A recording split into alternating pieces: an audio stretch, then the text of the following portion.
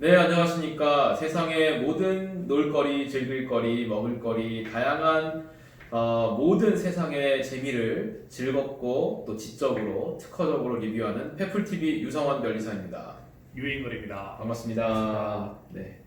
이 멘트를 자주 하시는데 이렇게 오늘따라 유독 약간 좀 버벅거렸네. 네, 버벅거렸습니다. 엄청 많이 하는데. 네, 맞아요. 네. 오늘은 어떤 주제로 하실? 오늘은 네. 또 여자분들을 위해서 아하. 이 핸드백. 이건가요? 핸드백을 주제로 하려고 합니다. 또 여자들이 또 제일 좋아하는 하시는 게 또 에르메스 아니겠습니까? 명품 위에 명품. 저는 원래 뭐 샤넬, 구찌, 프라다 뭐 이런 정도가 이제 명품이라고 생각했는데 또 에르메스도 뭐 그 중에 하나라고 생각했는데 이제 들어보니까 에르메스는 또 그 샤넬, 구찌, 프라다 뭐 이런 거보다 또 한 레벨 더 높은 명품이더라고요. 그렇죠. 명품 중에서도 명품이 있죠. 최고의 명품. 최고의 명품. 뭐 제가 가격을 좀 들어봤는데 말도 안 되게 비싸더라고요. 착 가격이에요. 착 가격. 진짜 너무 비싸더라고요. 네. 그래서 와, 세상에 어떻게 이렇게 비쌀 수가 있나. 뭐 저는 아직 부끄럽게도 제 사랑하는 아내한테 아직 에르메스 백을 사주질 못했습니다. 에르메스는 아니고 산타페를 사주셨잖아요. 산타페.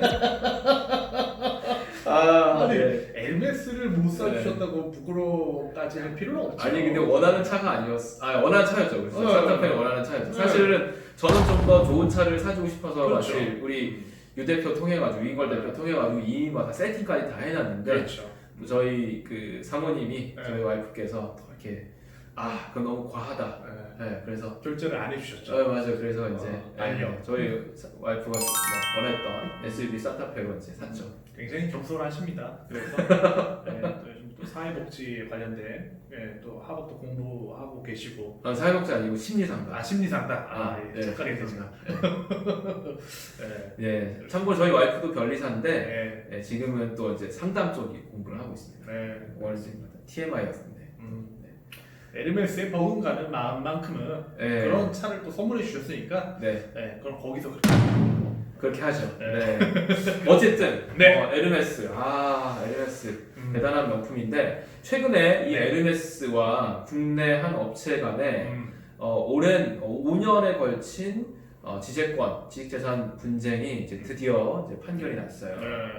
아마 제가 알기로는 1심에서는 에르메스가 아마 진 걸로 알고 있고. 1심에서는 에르메스 승소. 그 다음에 그거의 항소심에서는 다시 이제 국내 업체 승소. 그러다가 대법원에서 다시 또 바뀌고. 다시 또 뒤집혔어요. 일단 결론은 그렇습니다. 네. 내용은 이제 다시 또 저희가 한번 얘기를 해보시죠. 네. 자, 이제 자료 화면으로 이제 나가고 있는데 이 에르메스의 제일 유명한 그 여성용 백 중에 하나가 이제 켈리 백이라고 하는 백이 있고요. 그 다음에 또 버킨 백. 그래서 뭐 실제로 버킨 백 같은 경우는 한 5천만 원에서 1억 정도 되고 켈리 백도 한 3천원에서 한 거의 1억 가까이 갖다 되는 것도 있다고 하더라고요. 맞아요. 네, 그래서 대단히 고가의 이제 에르메스의 이제 백인데, 근데 이제 요거를 이제 디자인을 모방해서 만든 국내 한 업체가 있어요. P사라고 하는 이제 P 어쩌고저쩌고 이제 회사인데 실명을 거론하는 게 조금 좀 부담스럽긴 하나. 그럼 어쨌든 P사입니다. 근데 이 P사가 이제 자기의 이제 회사 로고가 있어요. 독특한 로고. 보셨어요? 네. 띠용띠용. 네. 귀엽게 생겼죠. 네. 그래갖고 이제 한쪽은 약간 윙크하는 듯한 만화 여자들의 그런 어떤 눈 이런 만화 캐릭터 눈을 갖다가 이제 그 메인 캐릭터로 하는 그거를 갖다가 이제 백에다가 이제 무늬로 이제 큼직큼직하게 넣은 거죠. 지금 이제 보시는 자료 화면에 나갑니다. 그래서 이런 제품을 이제 만들어갖고 가격은 한 20만 원에서 30만 원. 저렴하네요. 네, 그렇죠. 이렇게 이제 판매를 하는 거예요. 근데 보시면 이제 캘리백도 그렇고 버킨백도 그렇고 지금 이 회사에서 만드는 이 그 가방의 디자인과 이 눈알 모양의 무늬 빼고는 거의 사실 솔직히 말하면 똑같아요. 네, 똑같죠. 네, 그래서 이제 이 P사에서는 이거를 뭐라고 불렀냐면 이 눈알 가방 또는 윙키백. 눈알 가방은 좀 그렇다. 하여튼 근데 눈알인데 뭐 어떡해? 띠용띠용. 아이스백. 이것도 좀 웃기네. 눈알 가방. 하여튼 그렇게 해서 이제 판매를 했던 네. 거예요. 그래서 이제 근데 이거 뭐 인기가 많았겠죠. 왜냐하면 뭐 상당히 그 눈알의 어떤 디자인이 꽤 귀엽기도 하고 또 디자인적 포인트가 되는 것 같아요. 여기 맞아요. 제품들 사진들을 보니까 꽤 뭐 이게 무늬가 그렇죠. 예전에 이제 뭐 명품들에서도 이런 제품들 나오잖아요. 이렇게 맞아요. 뭐 루이비통도 그렇고 막 맞아요. 이렇게 뭐 독특한 무늬들을 좀 넣는 경우가 있잖아요. 요즘 구찌가 그렇습니다. 구찌도 구찌도 요즘에 그냥 구찌 이게 아니라 뭐 밴드 들어가 있고 뭐 여러 맞아, 가지. 뭐 꿀벌 뭐 이런 거 꿀벌, 뭐 맞아요. 이런 거 있더라고. 맞아요. 요새 눈알은 없지만 그래서 이제 이렇게 됐는데 에르메스에서 2015년에 맞아요. 이 2015년에 이러한 이제 이 버킨백과 캘리백의 눈알 모양 도안을 부착해 판매하는 행위가 부정경쟁 행위에 해당한다라고 하면서 이제 이 피사를 상대로 소송을 냈죠. 네. 저도 이제 봤더니 디자인 자체가 이 피사에서 나오는 그 눈알 모양을 빼면은 사실은 에르메스랑 너무 똑같아요. 그렇죠. 네, 맞아요. 똑같아요. 이게 포인트인 것 같아요. 맞아요. 똑같아요. 그러니까 제가 봤을 때는 디자인적인 어떤 아웃라인뿐만 아니라 세밀한 것까지 에르메스랑 똑같이 만들었어요. 근데 이렇게 판매하면은 안 될 것 같으니까 거기에 눈알을 박는 거죠. 그치. 그래서 약간 뭔가 위장하듯이 이렇게 한 건데 네. 에르메스 돈 많은 에르메스 그룹에서 가만히 있을 일이 없겠죠. 사실은 이제 피사에서 뭐 판매를 하다가 뭐 돈을 많이 버는 거를 떠나서 자기네 브랜드의 가치가 추락될 거를 예상하고 아마 소송을 제기하지 않았을까. 맞아요. 뭐 네. 저는 개인적으로. 자, 그런 거죠. 일종의 사람들이 딱 보면 이거 너무 버킨백이랑 디자인이 똑같아. 그런데 에르메스 거가 아닌 건 안단 말이야. 그렇죠? 그렇죠. 또 뭐 마찬가지예요. 캘리백을 봐도 우와 이거 너무 캘리백하고 너무 비슷한데 근데 에르메스가 아닌 건 알아. 자, 그럼 이거를 부정경쟁 행위로 볼 것인가 안 볼 것인가요? 어떻게 생각하세요? 저는 사실은 매출이라던가 이런 금액적인 거에 비했을 때는 뭐 경쟁 상대가 안 되기 때문에 말 그대로 저는 정확히는 모르겠지만 부정 경쟁이라는 경쟁 자체는 사실 안 되죠. 근데 이제 시장 속에서의 어떤 그런 무질서함은 일어날 수 있기 때문에 이게 부정적으로 영향을 끼치기 때문에 법률적으로도 문제가 되지 않을까. 저는 개인적으로 그렇게 생각을 해요. 그러니까 이제 이 부정 경쟁 행위의 여러 이제 유형 중에서 결국은 타인의 명성이나 신용에 또는 타인의 어떤 굉장한 가치, 브랜드 가치에 편승해서 뭔가 그거에 편승한 이익을 얻을 목적. 이거를 이제 우리가 부정 경쟁 의도의 하나라고 보거든요. 자, 그러면 소비자들 입장에서 이 캘리백에 이제 눈알을 비친 이제 여기 말하는 눈알 가방을 봤을 때 와, 이거 에르메스랑 너무 똑같아라고 하면서 그것을 에르메스 거랑 너무 똑같은데 가격은 저렴해 하면서 그게 구매 동기가 될 수 있는 거죠. 그렇죠. 그럴 수 있죠. 그럴 수 있다고 생각해요. 그럴 수 네. 있죠. 네. 근데 반대로 눈알이 이쁘네? 이래서 살 수도 있잖아요. 그렇죠. 그래서 1심은 어떻게 판단했냐면 눈알 가방과 에르메스의 캘리백과 버킨백을 외관상으로 혼동할 우려는 없다라고 판단했어요. 이 얘기는 뭐냐면 디자인 침해는 아니라는 거야. 디자인권 침해라든가 형태 모방상 부정경쟁 방지법의 제 자목에 해당하는 형태 모방에 의한 말하자면 이 침해는 아니라는 거야. 그 다음에 디자인권 침해도 아니라는 거지. 자, 외관상의 혼동의 우려가 없다라고 하는 건 좀 명확하게 했어. 다만 캘리백과 버킨백이 가지고 있는 고유한 가방 형태로부터 인식되는 상품의 명성, 이건 에르메스 디자인이야라고 하는 거가 소비자들한테 중요한 구매 동기가 되었을 것이다. 이렇게 판단을 했어요. 이 얘기는 결국은 이 윙키백을 만든 눈알 가방을 만든 피사가 그러한 어떤 소비자들의 심리를 이용해서 편승하려고 하지 않았을까라고 판단했을 것이다라고 판단을 한 거죠. 그럴 수 있겠네요. 네, 이게 이제 부정경쟁 행위를 판단하는 데 있어서 굉장히 중요한 요소인 거죠. 근데 2심은 어떻게 판단을 했을까? 2심이 뒤집혔어. 그 말은 사실은 심판관들이 사람이기 때문에 또 주관적인 어떤 그런 견해도 많이 좌지우지 되지 않을까 생각이 돼요.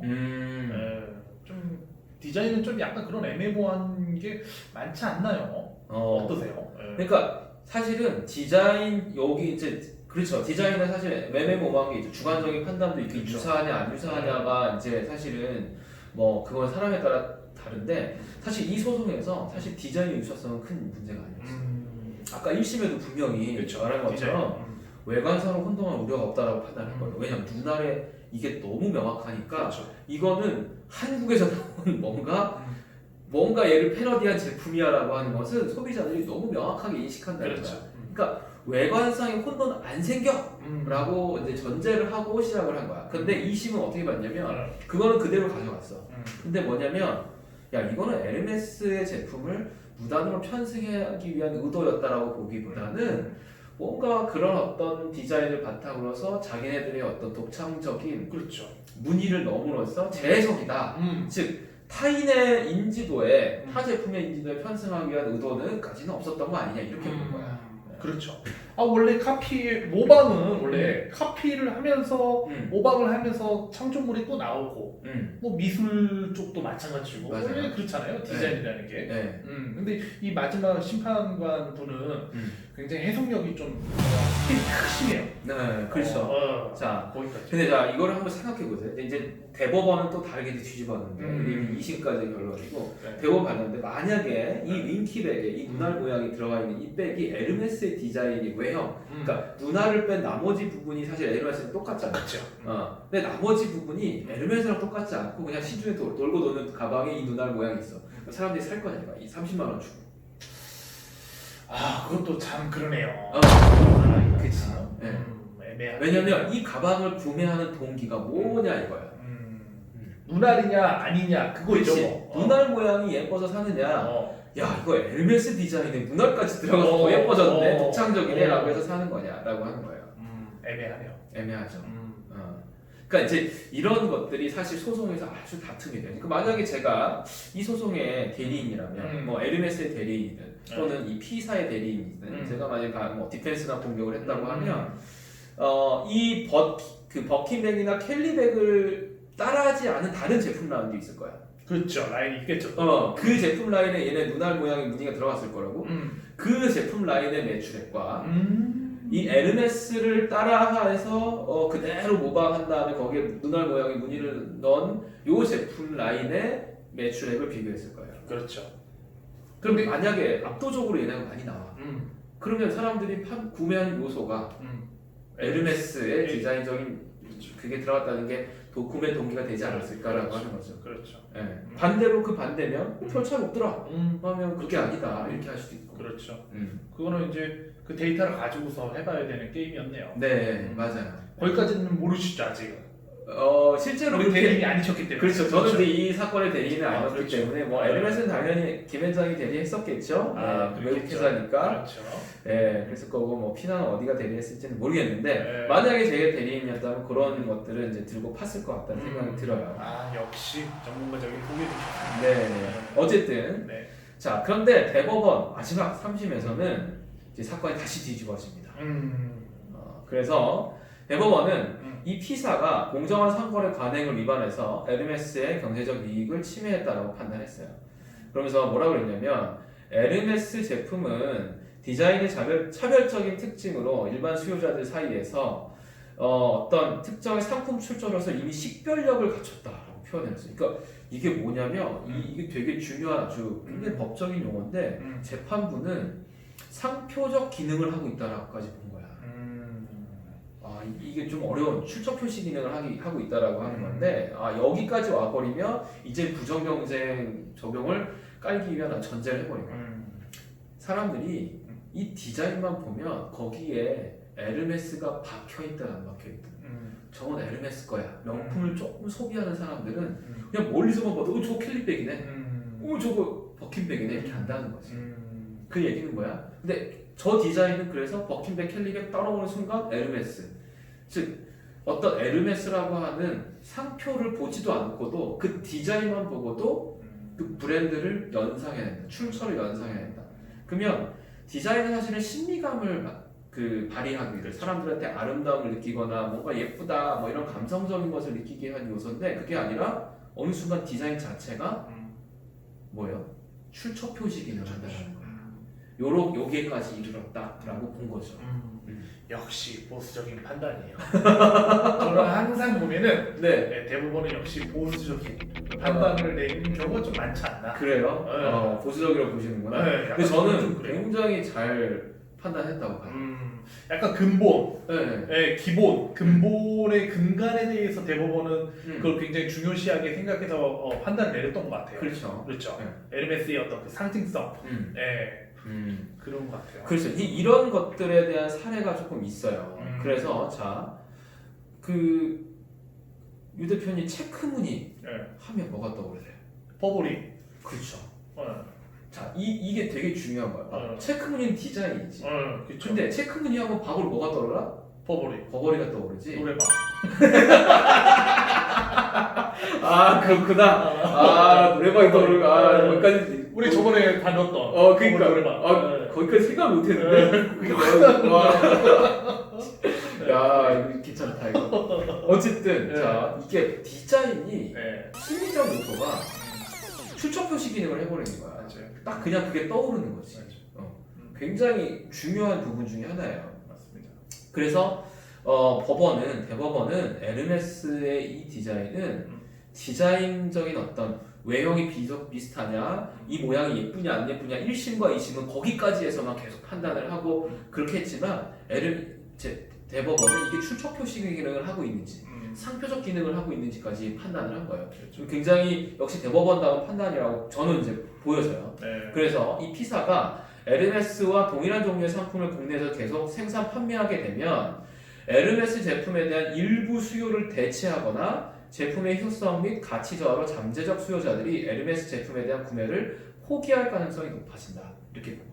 그건 좀 오바스러운데요. 약간 좀 오바죠. 왜냐면 그렇죠? 에르메스급에 있는 사람들이 이것 때문에 에르메스를 안 산다? 그건 그렇죠. 확대해서. 왜냐면 에르메스를 구매하는 사람들은 백 하나에 뭐 몇천만 원을 쓸 수 있는 사람이 있는 거잖아요. 그렇죠? 그런 사람이 눈알 이거를 사겠어요? 누가 보더라도 짝퉁인지 아는데. 또 2-30만 원짜리 사는 사람들이 에르메스를 요거 갖고 있다고 해서 안 사느냐. 그렇죠. 이런 것도 아니라는 거죠. 그건 조금 해석이 과하다라는 생각이 들어요.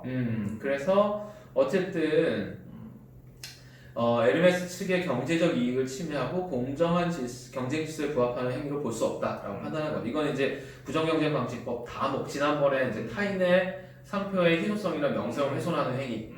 우리 이제 프라닭 치킨 리뷰할 때 보셨잖아요. 그거에 해당한다고 이제 판단을 한 거죠. 그래서 어쨌든 최종적으로는 이제 에르메스가 이제 승소를 하게 되고 이제 마지막 구체적으로 이제 얼마의 뭐 손해배상을 배상할 거냐는 이제 파기환송 고등법원을 다시 파기환송했기 때문에 이제 최종 판단은 이제 좀 있으면 나오지 않을까 싶습니다. 아직 결과 안 났나요? 최종적으로 안 나왔죠. 그렇군요. 네.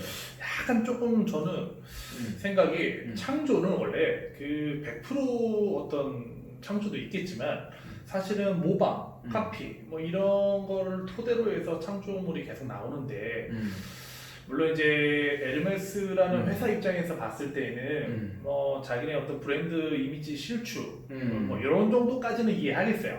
근데 어떤 매출이라던가 또 뭐 이미지 또 실추가 또 얼마나 있겠어요. 사실은 누구나 갖고 있는데 누구나 다 하는 건데 이건 조금 골리앗과 다윗 싸움에서의 조금 너무 좀 저기 하는 게 아닌가. 너무 에르메스 편을 좀 들어준다. 좀 그렇지 않을까. 이거는 좀 그냥 관대하게 좀 놔줬어도 눈알이 있기 때문에 눈알이 여러분 또 이렇게 작은 눈알이 아닙니다. 왕뜻이만한 이런 옛날에 만화에서 보던 그런 눈알이에요. 눈알 엄청 크거든요. 그런 것도 있고 표식 자체가 좀 디자인 자체가 좀 다르다라고도 볼 수도 있는데 저는 조금 그냥 그러네요. 그렇게 보시는군요.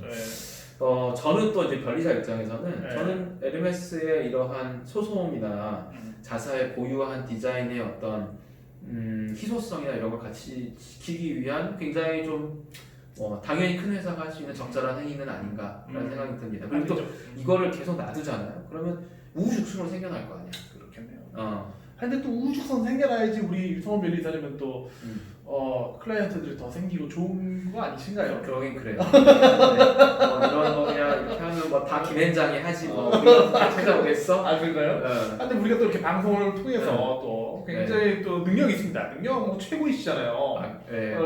감사합니다. 그래서 또 이렇게 뭐 에르메스에서 전화 올지 또 누가 알아요? 또 전화 안 와 나한테. 그런가요? 우리 방송이라도 어떻게 안 되나?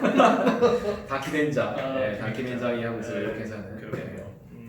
하여간 그렇습니다. 그래서 재밌네. 어쨌든 재밌는 케이스 중에 하나였고 이런 패션 분야에서 이런 모방이나 이런 패러디 같은 것들을 굉장히 좀 조심해서 하셔야 된다는 거. 특히 이런 이탈리아, 프랑스 뭐 이런 명품 브랜드들은요 이런 걸 아주 예민하게 생각하고 소송도 잘 걸어요. 지난번에 보셨듯이 루이비통다 토닥집 상대로 해서 소송 걸잖아요. 맞죠. 그래서 뭐 그다음에 버버리 노래방, 음. 네, 뭐 이런 거 소송 걸잖아요. 다. 예. 샤넬 안마 뭐 이런 이게 많으니까 네, 회사가 네. 또 이제 그런 브랜드 이미지로 먹고 사는 회사이기 때문에 음. 명품이라는 회사들이 네, 아마 그래서 조심하셔야 되지 않을까. 네.